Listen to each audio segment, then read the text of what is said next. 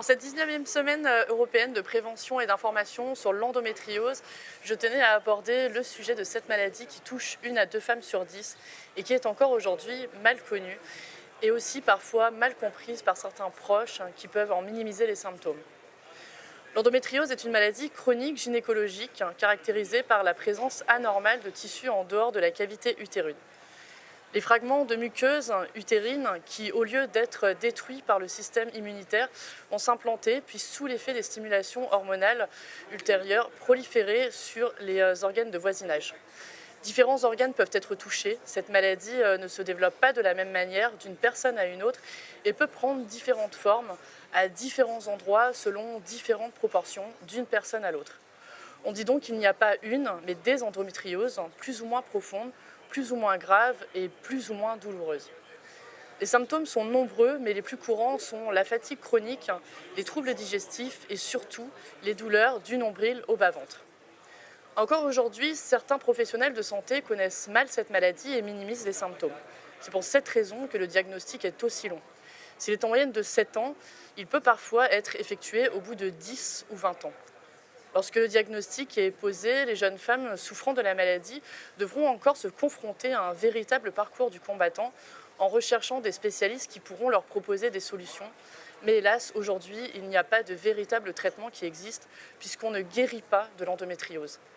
Il faudra donc apprendre à vivre quotidiennement avec cette maladie parfois très handicapante puisque les douleurs sont évaluées entre 7 et 10 par 82% des femmes selon une étude Ipsos.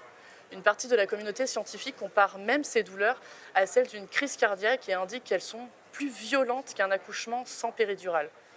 Pour certaines femmes, ce sera l'incapacité d'avoir une vie normale, que ce soit pour quelques jours ou durablement. Il sera difficile de se rendre au travail, par exemple. Pour d'autres, ce sera l'incapacité de faire un effort physique ou tout simplement tenir debout. Pour d'autres encore, ce sera une douleur tellement violente qu'elle provoquera des vomissements ou des pertes de connaissance. Pour celle-ci, il sera impossible de rester longtemps dans une même position et en changer sera tout aussi douloureux que la conserver. Pour celle-ci, il faudra recourir à des médicaments antidouleurs très puissants, comme de la morphine, qui leur apporteront un répit quelque temps, mais dont les effets secondaires sont redoutables. Des jeunes femmes sont venues aujourd'hui témoigner et partager leur histoire avec nous. Bonjour à toutes et merci pour votre présence. Bonjour. Bonjour. En parler, c'est une autre manière de ne plus subir. En parler, c'est commencer à faire avancer les mœurs pour faire comprendre et pour avoir de vraies solutions au bout du chemin. Alors merci d'avoir accepté de partager votre histoire avec nous. Nous allons donc commencer par parler de l'avant-diagnostic. Au bout de combien de temps avez-vous été diagnostiquée ? Manon ? Alors moi, j'ai été diagnostiquée au bout de 12 ans. Voilà, en faisant plusieurs examens, en consultant différents praticiens. Et ça a été vraiment un parcours du combattant. On a vu énormément de médecins qui expliquaient que c'était pas grave, que c'était normal, etc. Et finalement, en faisant plusieurs IRM et plusieurs échographies, on a réussi à poser un diagnostic. Mais 12 ans à peu près. Toi, Justine ? Moi, ça a pris un petit peu près, 15 ans, une quinzaine d'années. Dès l'âge de 13 ans, j'ai eu des énormes douleurs au niveau du bas-ventre et des douleurs inexpliquées. On me disait que c'était normal. Et à 26 ans, quand je suis tombée enceinte de mon premier garçon sous PMA, le gynécologue qui s'occupait de moi à ce moment-là m'a dit « Mais madame, vous souffrez d'endométriose et sur la vessie également. » D'accord. Lindsay ? Moi, j'ai été diagnostiquée dans la moyenne classique, donc 7 ans après l'apparition des premières douleurs. Et comme Manon, quand on va voir le médecin ou l'infirmière du collège, du lycée pour dire j'ai mal au ventre, je ne tiens pas assise, je ne tiens pas debout. Non, mais c'est normal d'avoir mal quand on a ses règles. Donc après, au bout d'un moment, ça rentre dans la tête, on se dit c'est normal et on ne va plus. Jusqu'à ce que ça devienne vraiment plus possible et qu'on arrive à trouver le diagnostic. Donc moi, ça a pris 7 ans. Océane ? Moi, ça a pris 9 ans. J'ai commencé à avoir des douleurs à partir de l'âge de 13 ans. Et puis suite à ça, ça a été endormi par la pilule pendant plusieurs années. Jusqu'au jour où j'ai décidé de l'arrêter et que j'ai été voir une sage-femme qui l'a tout de suite posé le diagnostic. Donc ça a duré quand même 9 ans, donc c'était l'année dernière. D'accord. Et quels étaient vos symptômes du coup de la maladie concrètement? Je commence. Oui, comment juste Ouais, déjà les douleurs. Les douleurs au moment des règles qui étaient très très intenses, ça allait jusqu'à des vomissements, des étourdissements.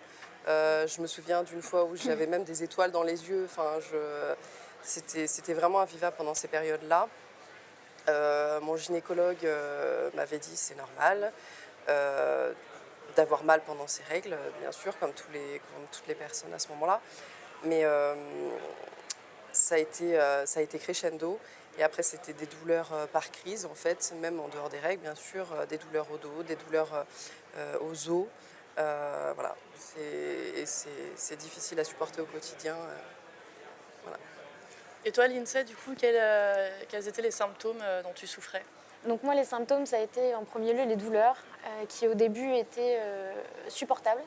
Et au fur et à mesure des cycles, elles ont commencé à vraiment augmenter et à aller ailleurs. C'est-à-dire que j'avais plus uniquement mal au ventre, j'avais aussi mal dans le bas du dos, dans les reins, jusqu'à avoir mal après dans l'arrière des jambes, au niveau des cuisses, à avoir des vomissements, à faire des malaises. Ça a vraiment été le point où je me suis dit, il y a vraiment quelque chose qui ne va pas. Donc la douleur, vraiment le symptôme le plus important parmi tout ça. La douleur était telle qu'elle finalement elle provoquait des malaises à répétition. Ouais, je me rappelle d'un jour où j'étais vraiment en souffrance et je me suis dit que j'allais aller à la pharmacie pour récupérer des médicaments. Et la pharmacie était à 2 minutes à pied. Hein. Et en fait, arrivée à la pharmacie, que j'ai fait un malaise à la pharmacie tellement j'avais mal. Et à quel point c'était pas du tout supportable. C'était au-delà de ce que mon corps pouvait endurer. Est-ce que tu te reconnais dans le sondage, les douleurs, tu les évalues plutôt à combien? À 10. À 10. C'est une douleur, on a envie de se jeter dans les murs. C'est ingérable. Ingérable. On peut se blesser plusieurs fois, voilà, mais j'ai jamais eu aucune douleur qui allait jusqu'à ce stade-là. C'est la pire de celle que je vis depuis que je suis petite, quoi. Et pour toi, Océane, quels sont les symptômes de la maladie? Je rejoins l'INSEE sur pas mal de points. Les symptômes, c'est la douleur déjà en premier, la douleur dans le bas du ventre, qui du coup se propage après à d'autres zones, donc notamment le dos, les articulations, au niveau des reins, au niveau des jambes. On a aussi notre corps qui change complètement, aussi ça faut le dire. Et après, il y a d'autres symptômes où en fait la douleur elle prend tellement de place que je pense le corps n'est pas à même de supporter en fait une douleur aussi intense et aussi profonde, où du coup ça répercute vraiment sur l'état général, autant mental que physique, et en passant par des malaises, par des vomissements, par un état second au final qui vient avec cette douleur. Tu te reconnais aussi dans l'évaluation des douleurs pour les femmes qui souffrent d'endométriose. Tu évalues plutôt les tiennes à combien? 10. À 10, ouais. C'est très grave quand même. Justine, je ne t'ai pas posé la question, mais à combien tu évalues tes douleurs? Alors à cette époque-là, 10. 10, j'ai jamais ressenti une douleur aussi intense. Même pendant mon accouchement, je suis allée jusqu'à 6 cm sans péridurale, et les douleurs n'étaient pas équivalentes à ce que j'ai reçu en douleur à cette époque-là. Et pour toi, Manon, quels sont les symptômes de la maladie? Bon, mais comme l'ont évoqué les filles, on a tout un petit peu des symptômes similaires. Moi, ça a commencé un petit peu comme toi, l'INSEE, c'est allé crescendo. Au début, j'avais des douleurs dans le bas-ventre. Après, ça a commencé à me mettre vraiment comme des coups de poignard vraiment en bas du ventre et dans les reins. Et effectivement, c'est descendu jusqu'en bas de la jambe. J'ai eu des douleurs fibromyalgiques, etc. Et après, ça a joué beaucoup sur tout le système digestif. Ça a été très compliqué, beaucoup de malaise. J'étais essoufflée au moindre effort. Il suffisait que je monte un escalier, j'avais l'impression que j'avais couru un marathon. Ça a été très difficile et effectivement, malaise, douleur jusque dans la nuque, parce qu'en fait, le corps, il supporte tellement de douleur que je crois qu'à un moment donné, on a l'impression qu'on s'y habitue, mais en fait, le corps, il souffre. Donc on a des douleurs tout au long, toute la journée, en fait, tout le temps. Et au début, c'est quelques jours par mois et au fur et à mesure, c'est tout le temps, en fait. Voilà. Au niveau des douleurs, tu les évalues à combien, toi, de ton côté? Ben, souvent, c'est 10. C'est 10, en fait, comme on disait toutes. Je crois que c'est effectivement, même des douleurs de colique néphrétique que j'ai pu avoir, c'est encore pire. Donc, je dirais 10 aussi. Et qu'est-ce que vous disiez, du coup, vos proches, les professionnels de santé, en entendant le diagnostic? Parce qu'il y a quand même eu, pour vous, un long diagnostic. Qu'est-ce que vous ont dit vos proches, les professionnels de santé, pendant toutes ces années?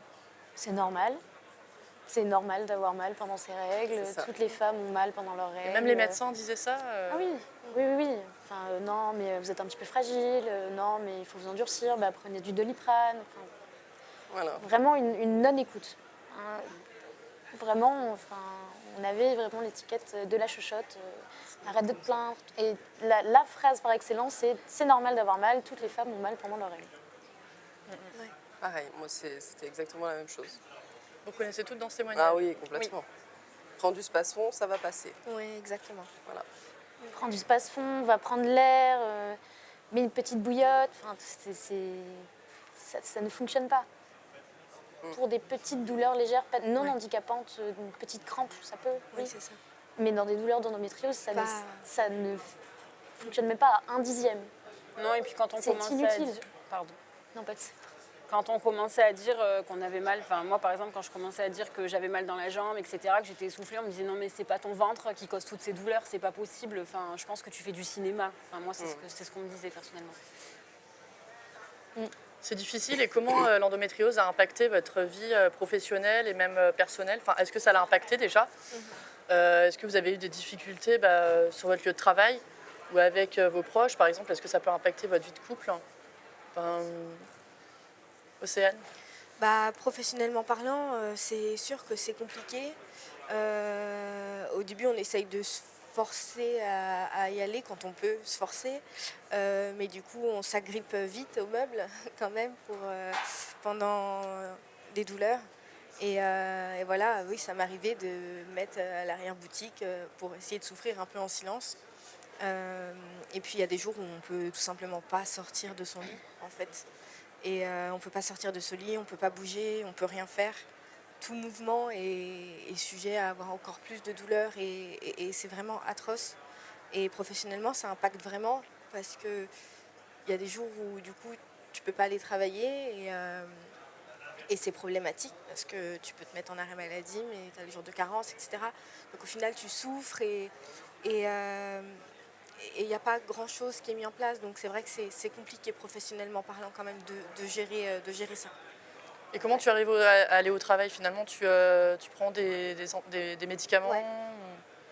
Ouais, la douleur, elle est extrêmement forte. Donc c'est vrai qu'au niveau des dosages des médicaments, ils ne sont pas trop respectés, j'avoue. Mais en fait, la douleur, elle est tellement forte que tu pourrais avaler une boîte entière, quoi. Tu as juste une seule envie, c'est de plus sentir la douleur. C'est tellement puissant que tu serais prête à faire beaucoup de choses, je pense. Ouais. Et toi, Lindsay, est-ce qu'il y a un impact sur ta vie professionnelle ou personnelle? Alors moi, professionnelle, non. Parce que j'ai toujours eu de la chance, on va dire, à ce niveau-là, d'avoir des employeurs assez bienveillants. Notamment mon ancien employeur, quand je faisais des crises au travail, me disait « mais rentre chez toi, ça ne sert strictement à rien que tu sois là, va te reposer ». Et même des fois, je faisais une crise et j'allais quand même au travail parce que j'ai toujours en fait refusé que l'endométriose me empiète sur ma vie et au final dicte ma façon de vivre. Et donc j'allais au travail quand même, c'est un petit peu inconscient parce qu'au final je savais pertinemment que j'allais être envoyée chez moi pour me reposer. Mais je me disais, j'y vais quand même, je travaille, c'est moi qui décide. Donc en fait, j'écoutais pas mon corps. Et donc moi, mes employeurs ont toujours été très, très, très bienveillants vis-à-vis de ça. J'ai jamais eu de problème avec eux, ils ont toujours été très compréhensifs. Par contre, c'est vrai que sur le plan personnel, c'est un petit peu compliqué. Au niveau des amis, on fait souvent face à l'incompréhension, annuler une soirée au dernier moment parce qu'il y a une crise qui survient, c'est jamais prévu. Donc, oui, mais tu sors jamais avec nous, tu annules tout le temps au dernier moment. Ou alors, même sur le plan de vie amoureuse, c'est difficile de trouver quelqu'un qui est apte à comprendre et accepter de vivre avec. Parce qu'en fait, quand on vit avec une femme qui a de l'endométriose, on vit aussi avec l'endométriose, on n'en souffre pas, mais ça impacte aussi la vie de couple. Donc c'est compliqué de réussir à trouver quelqu'un qui est capable de composer avec. Et capable de comprendre, oui. Oui. Et vous, Manon, est-ce que ça a déjà impacté ta vie professionnelle ou ta vie personnelle? Oui, alors la vie professionnelle, moi j'ai perdu un emploi suite à ça. Il faut savoir que voilà, j'avais énormément de crises. J'étais assistante de direction à l'époque, donc je travaillais dans un bureau. J'avais pas des conditions de travail, j'étais pas debout toute la journée et pourtant je souffrais énormément. J'avais des douleurs. Dès que je restais dans la même position, c'était compliqué. J'avais des nausées tout le temps. Je devais répondre au téléphone. J'avais même mal jusque dans les bras, dans les mains. C'était atroce. Et un jour, je ne suis pas allée travailler en fait parce que je ne tenais plus debout. Comme tu disais, l'INSEE, des fois, on ne peut vraiment plus rien faire. Et au fur et à mesure de ne pas aller travailler de temps en temps, etc., on a commencé à m'expliquer que je n'avais pas envie de travailler, que j'étais une feignante et que je trouvais des excuses. Et donc je suis retournée travailler en prenant des gros morphiniques parce que comme tu disais Marie tout à l'heure, on prend beaucoup de médicaments souvent jusqu'à, excusez-moi du terme, mais du coup j'ai carrément vomi du sang parce que j'ai eu des ulcères à l'estomac suite à cela, dans le sens où je prenais vraiment trop d'anti-inflammatoires, mais je doublais les doses parce que je ne tenais plus. Et jusqu'au jour où je suis partie avec les pompiers et même après cela, en fait, mon employeur n'était pas d'accord que je sois absente, que j'ai des absences à répétition, donc j'ai été licenciée. Il a trouvé une manière de me licencier. Et dans le point de vue personnel, comme le disait l'INSEE aussi, c'est difficile parce que l'endométriose, c'est un peu une maladie de couple finalement. Notre conjoint doit vivre avec. Donc c'est difficile et pareil pour la vie personnelle, même la vie sociale. On annule des soirées au dernier moment. Des fois, on va chez des amis et finalement, on serait mieux chez nous avec une bouillotte sur le ventre et des anti-inflammatoires assez forts. Moi, j'ai eu de la ménopause artificielle aussi. On m'a ménopausée artificiellement. J'ai été sous piqûre pendant des mois et là, j'ai clairement rien pu faire. Pendant des mois, j'ai resté au lit et rien que de sortir mes poubelles et descendre un étage, j'étais incapable de le faire. Donc ça a été très compliqué. Et toi, Justine, est-ce que ça a déjà impacté ta vie professionnelle et ta vie personnelle? Pour le côté professionnel, j'ai essayé au maximum d'anticiper. C'est vrai que j'ai toujours ma boîte de médicaments avec moi, sur moi, dès que je commence à sentir des tiraillements ou que voilà, j'avais instinct de prendre tout de suite un médicament, même si c'était pas ça, si c'était une autre douleur, mais je savais que si je prenais pas mon cachet, ça allait être atroce et que j'allais souffrir terriblement. Donc là-dessus, j'ai essayé d'anticiper à chaque fois. Et pour le côté personnel, mon compagnon a toujours bien compris toutes mes douleurs. Après, c'est vrai que j'essaye de faire hyper abstraction de ça, d'essayer de prendre sur moi, etc. Même si c'est pas facile au quotidien, quand j'ai le ventre qui double de volume et que je me dis ça va être bon pour une crise. Voilà, pareil, je prends un médicament pour anticiper la chose. Et je vis avec ces douleurs, des douleurs dans les reins qui sont atroces, quasiment tous les jours. Dans les nerfs des jambes, pareil que les filles. Et en fait, on fait avec. Je pense qu'on vit vraiment avec et on s'accommode de ça. Voilà. Comment faites-vous donc aujourd'hui pour atténuer les symptômes de la maladie et tout simplement pour essayer de mener une vie normale? Alors moi, j'ai été opérée 8 fois en l'espace de presque 3 ans.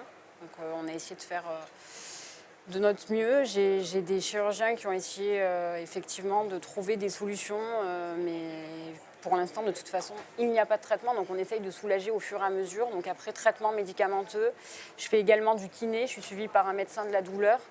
Mais derrière, il n'y a rien qui change. Je fais également de l'hypnose pour essayer de gérer la douleur et aussi pour lâcher prise parce que finalement, ça a aussi un impact psychologique, cette maladie, parce que c'est difficile de se retrouver des dizaines de fois dans des lits d'hôpitaux, aller à l'hôpital tous les 15 jours pour faire des parcours de soins, pour gérer la douleur. Également, ça a un impact financier parce que tout cela est coûteux et il n'y a pas assez de prise en charge. Donc c'est relativement difficile de gérer tout ça et ça prend vraiment une grosse place dans notre vie. Et pour toi, Justine? Alors moi, c'est vraiment les médicaments qui m'aident à l'heure actuelle parce qu'il n'y a pas d'autres traitements. Tout ce qui est anti-inflammatoire, ça soulage. Après, comme je disais, on essaye de vivre malgré nos douleurs. Moi, j'ai perdu en termes de douleurs puisque j'ai eu des enfants et que ça a atténué énormément les douleurs. Donc je m'estime très chanceuse. Mais il y a toujours des moments de crise où, comme je disais, le ventre qui gonfle et on sait que ça va être aujourd'hui, ou enfin voilà, les douleurs, la fatigue, etc. Mais on essaye de vivre avec malheureusement parce qu'il n'y a pas d'autre solution en fait. Et pour toi, Océane, Comment tu fais aujourd'hui pour vivre malgré cette maladie? Eh bien aujourd'hui, j'ai eu la chance de rencontrer une sage-femme qui s'occupe de moi pour l'endométriose. Et on a décidé de poser un stérilet hormonal. Ça n'aurait pas été mon choix premier, mais comme effectivement il n'y a pas de solution à l'endométriose, de réelle solution à long terme, on a opté pour ça et c'est vrai que ça me calme plutôt bien, même s'il y a toujours des effets secondaires liés aux hormones. Mais donc pour l'instant, ça me convient plutôt bien, même si je sais que le jour où j'enlèverai, ça n'aura pas arrangé le souci. Et puis les douleurs reviendront du coup, C'est ça, complètement. Les douleurs reviendront. le temps où tu arriveras à avoir un enfant. Exactement. Donc c'est un peu roucouli pour mieux sauter, mais moi en attendant, c'est ce qu'il y a, quoi. Et pour toi du coup, Lindsay, aujourd'hui, Je vais rejoindre Justine, sauf sur le point des 2 enfants, mais les médicaments. Les médicaments, donc assez fort, le tramadol principalement. Et après, il y a l'après-crise, où je vais voir une ostéopathe. Parce qu'en fait, pendant la crise, mon corps se contracte tellement, il est tellement amené à se tendre qu'après la crise, il ne se détend pas spécialement et il y a beaucoup de choses qui bougent. Donc je vais voir une ostéopathe. Et pour moi, c'est salvateur. Ça fait énormément de bien. Après, ça ne fonctionne pas sur toutes. Mais moi, je sais que ça me fait énormément de bien.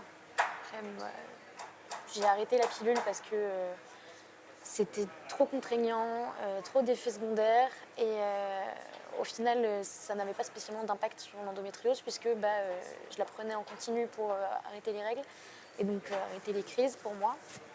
Sauf que ça n'a pas du tout fonctionné, donc j'ai préféré arrêter et continuer comme ça, juste avec des antidouleurs.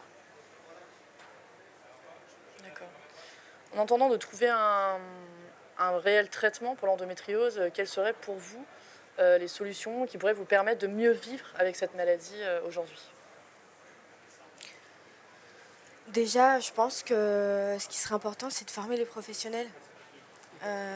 Parce que y a un vrai sujet, soit de professionnels qui ne s'y intéressent pas forcément, ou d'ignorance, enfin, je ne sais pas. Donc je pense que ça serait assez intéressant d'avoir vraiment cette connaissance pour tous, qu'aucune femme ne puisse se retrouver avec des commentaires inappropriés via sa douleur en fait et son propre ressenti.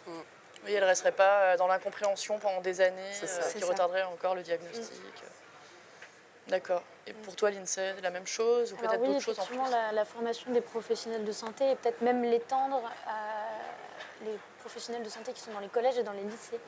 Puisque quand on est une jeune fille de 13, 14, 15, 16 ans et qu'on va voir l'infirmière en se tordant de douleur, c'est qu'il y a quand même quelque chose. Oui, et on aimerait avoir un retour. On aimerait Ouais. avoir un retour juste et pas avoir un petit Doliprane en bille qui sert strictement à rien et avoir une oreille attentive qui nous comprend et qui juste nous envoie pas paître en disant qu'on est une chochotte. Donc vraiment former aussi le personnel qui sont dans les établissements scolaires et mettre plus de prévention. Parce que c'est vrai qu'on commence à entendre parler d'endométriose depuis maintenant, on va dire, 10 ans vraiment. Mais il n'y a toujours pas vraiment de grandes campagnes de prévention, il n'y a pas vraiment de journée, on va dire, dans les établissements scolaires où on alerte les jeunes filles. Donc peut-être axer là-dessus aussi. Et pour vous, du coup? Moi, je rejoins beaucoup Lindsay. Je pense que la prévention, c'est hyper important.